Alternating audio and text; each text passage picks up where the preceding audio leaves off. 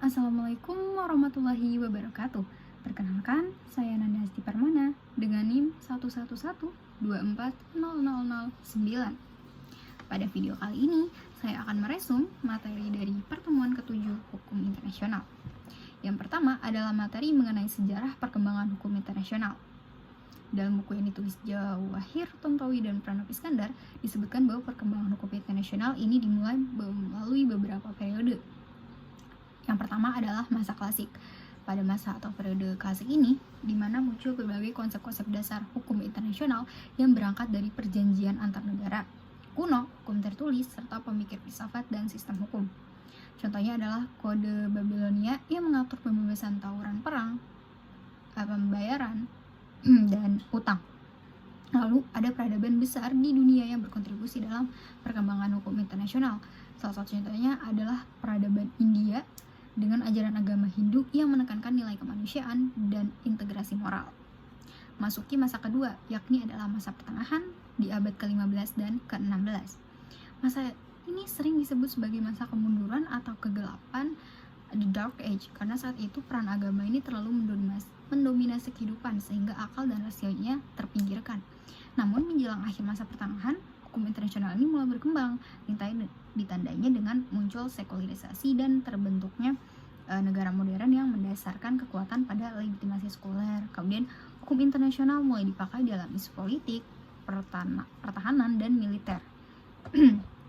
Nah, terdapat beberapa tokoh penting pada masa pertengahan ini. Di antaranya adalah Jean Bodin dan Martin Luther. Selanjutnya adalah masa ketiga, itu masa modern.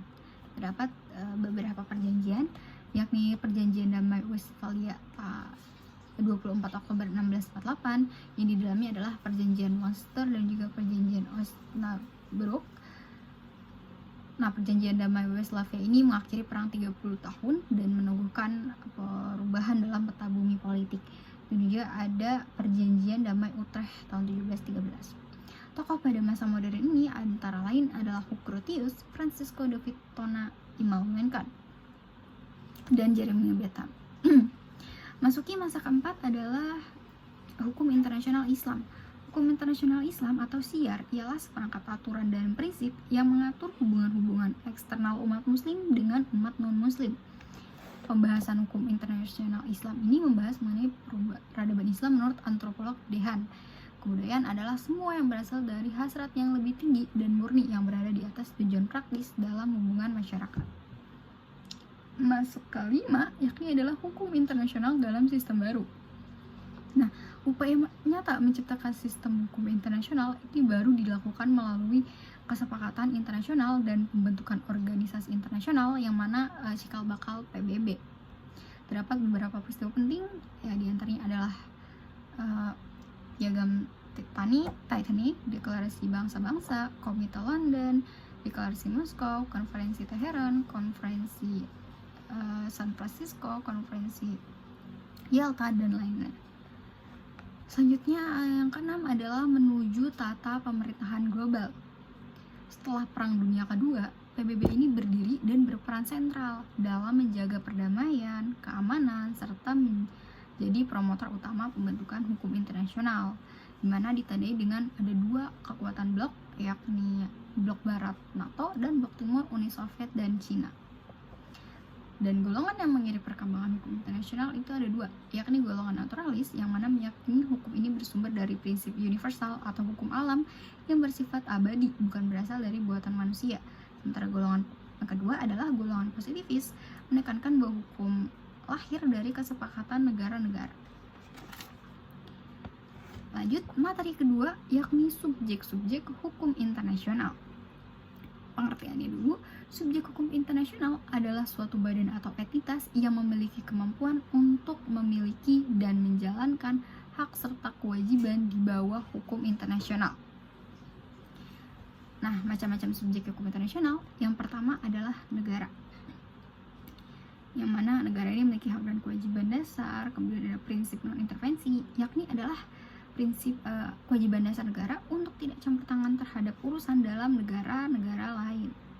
Di mana bentuk intervensi ada intervensi langsung, intervensi tidak langsung, dan intervensi kemanusiaan.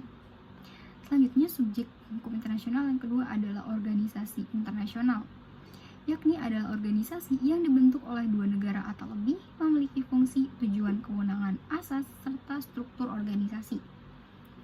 Terdapat istilah legal personality dan legal capacity.